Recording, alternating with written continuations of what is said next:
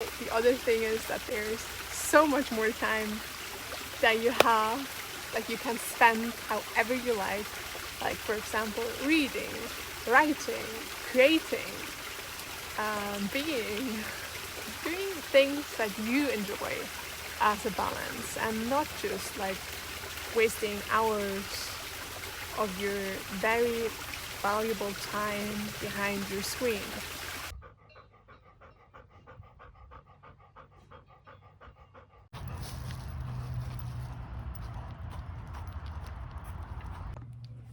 Hi guys, welcome to my channel, or welcome back to my channel if you're already familiar with it. My name is Lilian, but my friends call me Lily, so that's why this channel is called Only Lily. And today we will talk about being offline and how it changed my life. So we're near to a forest, a place where I can recharge, and there are not so many people passing by, so I decided this is the spot to start, and I will record it on a couple of other stops along the way. I'm here outside walking with Ellie, and it should feel like you're taking a walk with me. Why am I making this video?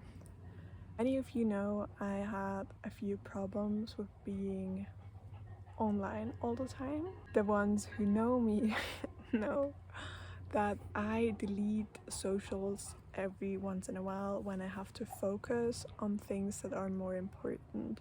For example, university or a degree.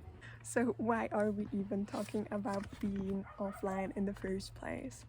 Well, I grew up with the internet culture and it affected me. I somehow gained over 1,000 Facebook friends, and I knew I only have a handful of real friends. And at the same time, I made myself an Instagram account and started getting into modeling. It became a thing for me, a thing where I can gain new friends, where I can get valued, liked. With it, I gained an addiction. I got my first phone and spent a specific amount of time of my teenage years behind a screen. The idea of capturing moments or creating moments with friends and sharing them online started out with a fun and creative idea, or let's say for the sake of creativity, like inspired by We Heart It and Tumblr and so on, and all these cool quotes. How did I find out that I'm addicted? Well, there's always a lot of tension, anger. You might even feel depressed after too much time behind your screen. You feel restless. There are a lot of negative thoughts that are coming up. Thoughts about what other people might think about you, or comparative thoughts, let's say. The reason why you have these thoughts and feelings is the spam of information, like the amount you can't process that much information at one place. Well, I'm not saying that everything behind the internet is bad or something. Like, I learned most of my English there, and I made some friends that I wouldn't have made without Instagram, let's say. They are now a part of my life and I appreciate them. And even like modeling jobs, I wouldn't have got them without being represented online. But at the same time, there's a lot of pressure, a lot of time like just wasted, and it's not beneficial for your mental health. I would even say it's the opposite. It creates anxiety, depression, and so on. So it's really a thing. At some point, yeah, I just spent too much time on my phone and not living. So that made me decide to go offline. And I did this twice. Last time for nearly a year, and the other time for half a year. I do not feel really recharged after that much time behind the screen. I don't know about you. Please let me know if you use your phone differently, or what you use it for, and how you still feel recharged or relaxed while having a big amount of screen time. How can you use it in a proper way to not feel disconnected with yourself and with others and your environment, and your balance between working and living or charging. So originally these solutions were either from my friends or myself, or I picked them up somewhere. So one would be to switch to a Nokia or these undestroyable phones that you can get, where you can only text messages there, call, and you don't have internet, and mostly they're prepaid, so you have to load them with money so that you can call someone or sims them. That would be one solution. So you're quitting socials and internet completely for an amount of time that you say that you want to recharge and get into touch with yourself. There's so many mosquitoes. I know they're not mosquitoes, but set the time you want to be offline, and then you simply get yourself this kind of stoned phones that you can upload with money, and then you're just available for emergency calls, text messages, and so on. Oh, what was that? Oh, it was a mosquito. I get bitten here. So, like, the sacrifices I make for my YouTube channel, they are big. So please, if you're seeing this, like this video and subscribe for every bite I get here. The solution is that you limit your screen time, and you can do this in many different ways. One would be like to set a time you only want to spend on your phone or on specific apps.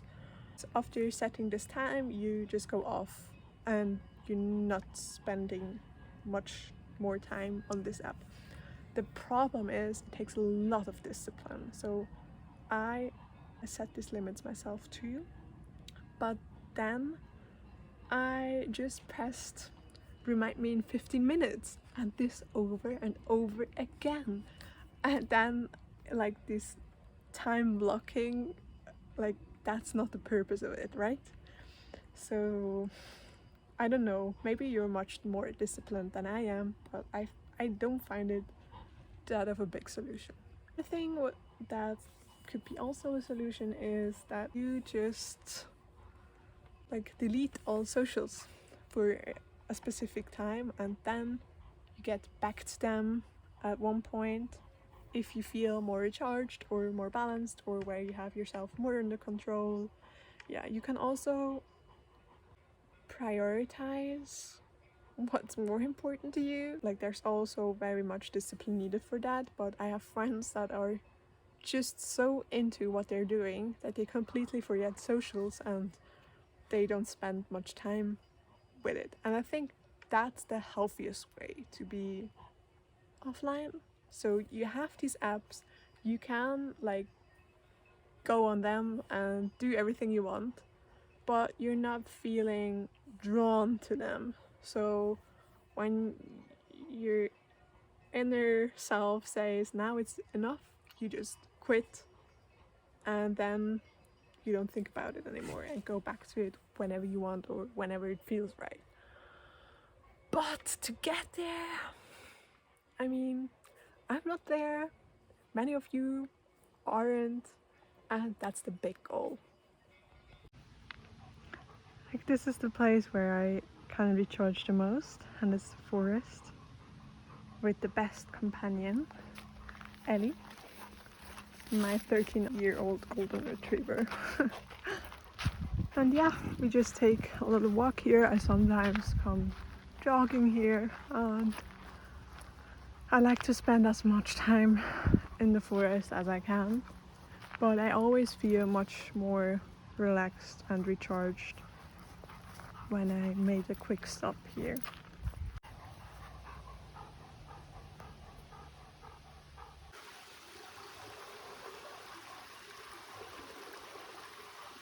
So we're here at the magic store, and I want to quickly share my experience with being offline with you. So what I noticed whenever I go offline and delete my socials off my phone is that I focus more on the things that are really important. Like, for example, spending time with friends and family whenever I have the free time, or just focusing on my work or studying or taking that exam and being perfectly prepared for it. I know there's no perfect way of doing something, but that is one thing that I notice whenever I go offline. The other thing is that there's so much more time that you have, that you can spend however you like. Like, for example, reading, writing, creating, doing things that you enjoy as a balance, and not just like wasting hours of your very valuable time behind your screen.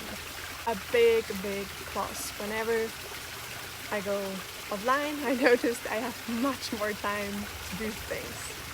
And even though, like, right now I'm spending quite an amount of time behind my screen because I still have holidays and uni hasn't started, now I know whenever I say I have no time for that, that I'm spending a much bigger time behind my screen and just failing at prioritizing things. Like, I could do that YouTube video. Like, if I just blocked an amount of time every now and then to just edit it, for example, or just record it in the evening instead of just scrolling behind Instagram or watching a YouTube video, for example. I went offline for the same excuse as to focus more on my exams, and with that compressed all my energy to trying to be perfectly ready, prepared for that exam, and not just wasting my time. And I couldn't compromise it with myself to also stay online and build something there where I'm trying to build a life that is sustainable for me and that is future oriented, and like, I wanted to reach my goals originally. Started focusing more on the things that are really important. For example, spending time with friends and family, or just prioritizing my exam, uni life, my goals actually. This year will be a challenge because I set myself a limit that I don't want to delete socials. Well, I want to focus more on creating and not consuming. And this will be very challenging, but we'll see how it goes. I'll keep you updated. Another thing that I notice whenever I'm offline is that I'm more calm and I'm also more myself, like the best version of myself. Like, all these comparative and negative thoughts caused by the tension of social media are gone. And of course, I think about socials and the things I might miss out, or the people I might miss out meeting because I don't know what they're doing, or but in fact you're not missing out that much. In reality, I come back, whenever I reinstall Instagram, I notice I didn't miss a thing. So that's also something to consider. Like, you're not missing out at something, and you feel much more calm and yourself whenever you take the time to really recharge, to really focus on the things that you want to achieve.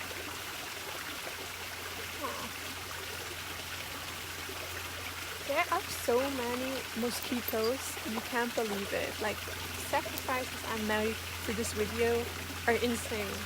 So consider subscribing or liking.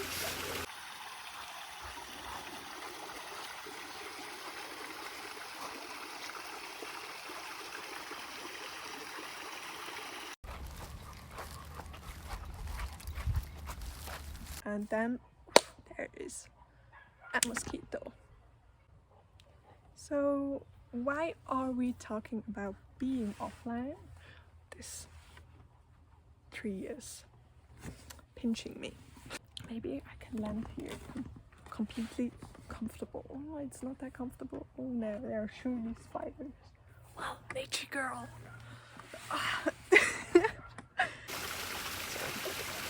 Oh, there's the pen. I'm always looking somewhere else. Anyway, like it's the third or fourth thing. Right, baby? Right? Like, let's focus on